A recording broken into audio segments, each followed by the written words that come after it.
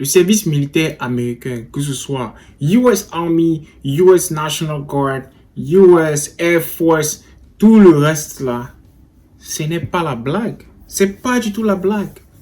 Quand vous décidez de rejoindre un service ou l'autre, vous devez déjà avoir un plan détaillé pour que, bien sûr, pour la suite, les choses se passent exactement, pas forcément comme vous le voulez, mais avec l'effet global dont vous souhaitez.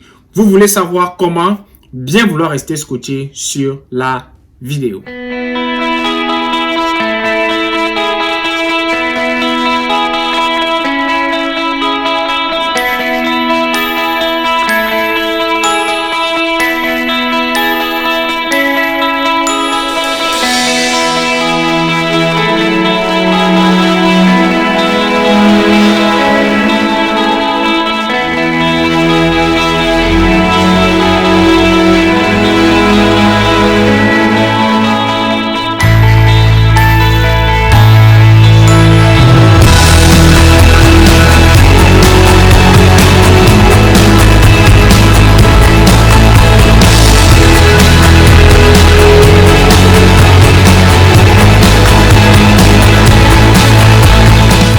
Salut à tous, mon nom est Ulrich et bien sûr je suis dans le service militaire américain 60A Delta.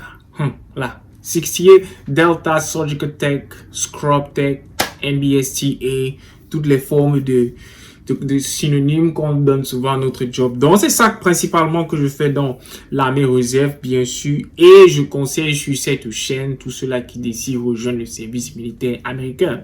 Et aujourd'hui nous allons parler du plan. Comment établir ou bien comment faire votre plan quand vous décidez bien ici là de rejoindre le service militaire américain. Tout simplement vous devez respecter une seule loi. Une seule loi, c'est qu'est-ce que je veux faire? Quel est le type de carrière, bien sûr, que je veux poursuivre en Amérique? Et juste avec cette réponse-là, il y a un service militaire qui sera approprié à vous. Alors, première des choses, qu'est-ce que vous voulez faire? Si vous décidez, bien sûr, de savoir comment est-ce que vous allez utiliser le service militaire américain pour pouvoir soit aller à l'école ou bien construire une carrière solide, il faudrait que vous sachiez la voie que vous allez emprunter. Et généralement, je le dis souvent dans ma deuxième chaîne appelée Ulrich des States que bien sûr, je vous invite à aller regarder. Je le note souvent et je le dis toujours.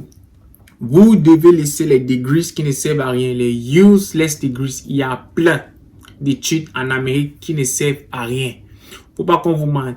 Il y a des degrees en Amérique qui ne servent à rien, que le taux d'emploi le taux d'emploi est proche de zéro. Trouver un job là-bas, c'est extrêmement difficile. Alors que de l'autre côté, il y a des carrières qui, quand vous êtes même à l'école, vous avez déjà des offres d'emploi ou bien vous pouvez déjà directement postuler pour des offres d'emploi. Ou encore ces différentes carrières-là qui a ce qu'on appelle les entry level. Parce que généralement, quand on arrive en Amérique, nous trouvons ici des gens qui ont déjà 10, 15 ans vivant en Amérique, qui ont 4, 5 ans d'expérience. Et vous voyez le job qu'ils font, ils font un certain montant d'argent et vous vous dites, ok, c'est le même job que je vais faire. Mais la question que vous devez vous poser, c'est quoi? C'est que pour que cette personne-là arrive à ce palier de salaire-là en fonction de cette année-là, qu'est-ce qu'il a fait? Il a commencé où? Quelles sont les difficultés auxquelles il s'est pointé pour avoir accès à ces niveaux de job-là et à ce salaire-là? C'est pour cela que je vous le dis et je vous le dis toujours, c'est vous devez savoir ce que vous faites et vous devez avoir un mentor. Vous devez avoir au minimum un ou deux mentors par rapport aux différents plans de carrière que vous désirez poursuivre. Alors, si vous désirez être dans le service militaire américain, vous devez avoir un mentor dans le service militaire américain ou bien encore une personne qui connaît un peu ce qui se passe dans le service militaire américain et qui sera en même là de répondre, pas à toutes vos questions, mais bien sûr à vos questions de manière générale. Alors, une fois que vous avez choisi un type de carrière qui fait partie de ce que j'appelle les high paid jobs in America. Et quand j'appelle high paid jobs in America, ce sont les jobs à 6 figures. Et les jobs à 6 figures, ce sont des jobs où dans le civil, bien sûr, le salaire minimum est de $100,000 l'année. Alors, il faut que vous puissiez choisir des carrières qui vont dans ce sens-là. Laissez les choses comme on va vous dire, oh, je veux poursuivre ma passion. Vous allez poursuivre votre passion, par exemple, vous voulez être philosophe. Vous partez chercher un bachelor en philosophie. Vous allez faire quoi avec ça? L'armée va payer, hein? Oh, bien sûr, l'armée va payer votre bachelor en philosophie. Mais qu'est-ce que vous allez faire avec?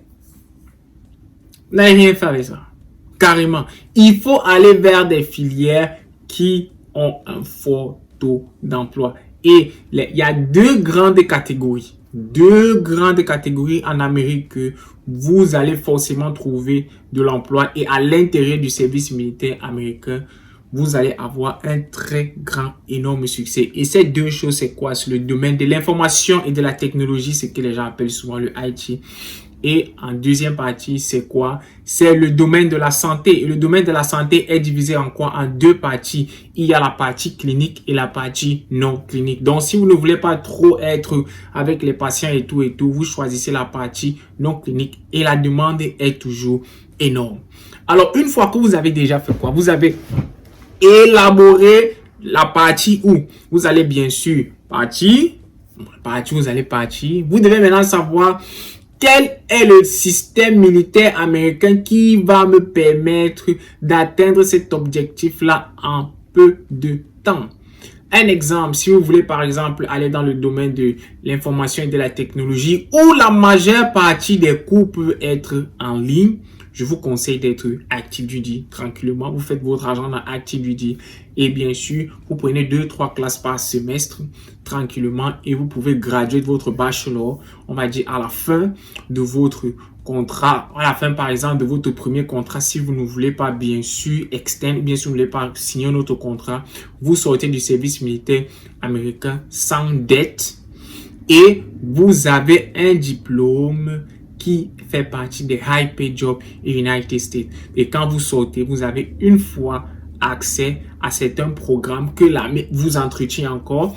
Et bien sûr, vous avez accès à votre six-figure job avec les différents credentials qui vous permet d'avoir un emploi direct dans le civil. Ou encore, vous pouvez partir ici, là, dans le service de la santé. Et dans le service de la santé, c'est assez complexe, dans le sens selon lequel il y a la majeure partie des diplômes ou bien des curriculums dans le service de la santé ne peuvent pas se faire en ligne. Vous avez besoin d'être au campus. Vous avez besoin d'aller à l'école. Au campus, on va dire quoi, là, au cours in person. Donc, ce qui va faire en sorte que être Active Duty sera un peu compliqué. C'est pour cela que d'autres, ils font quelle stratégie? Ils se disent, OK, je vais d'abord devenir réserve et pendant mon temps de réserviste, ça me permet de bosser dur et de terminer l'école. Une fois, je switch pour aller Active Duty avec mon véritable job et bien sûr devenir officier dans l'armée américaine. Tout est une histoire de stratégie. Tout est une histoire de calcul. Quand bien sûr vous décidez de rejoindre le service militaire américain, il est important pour vous d'avoir un plan. On ne se lève pas un jour et on dit ok, je pars simplement rejoindre le service militaire américain. Vous allez être buté à un moment donné. Une erreur que vous pouviez compenser en un an, vous allez attendre 3, 4, voire 5 ans pour pouvoir bien sûr corriger ou bien encore pour pouvoir bien sûr apprendre de cette erreur. Donc pourquoi ne pas bien sûr aller directement de prime abord, faites votre plan d'abord, renseignez-vous, il y a internet, il y a YouTube, il y a des chaînes, il y a des livres, renseignez-vous avant bien sûr d'engager une carrière dans l'armée ou bien encore avant d'engager une carrière en Amérique. Il est important pour vous de vous renseigner pour savoir quelle est la disponibilité de job. Et je le dis encore, ne vous fiez pas à ceux-là qui ont déjà 10, 15 ans dans un job. Ils ont 10 ans d'expérience dans un job. Et ils vous demandent simplement d'aller dans ce job-là, mais ils ne vous disent pas exactement ou bien ils ne vous donnent pas un accès global sur les informations dont il vous faut. vous devez vous méfier de ce type de personnes. Méfiez-vous de ce type de personnes. Ce qui fait en sorte que quoi? Allez chercher l'information par vous-même.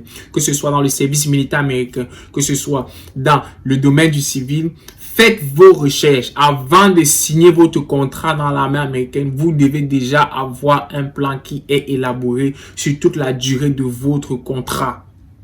Quelqu'un va te dire, ok, et si on me déploie, ça doit faire partie de votre compte, ça doit faire partie de votre plan. Si on vous déploie, tout simplement, ça doit faire partie de votre plan. Vous dites, ok, si on me déploie par exemple pour 1 an, je sais que ok, je stand by mes classes pendant 1 an, je reviens, je continue mes cours tranquillement. Alors, avant de rejoindre le service militaire américain, établissez un plan. Merci d'avoir regardé la vidéo et bien sûr, nous nous revoyons pour nos prochaines échéances. Ciao, ciao la famille. Live like a soldier.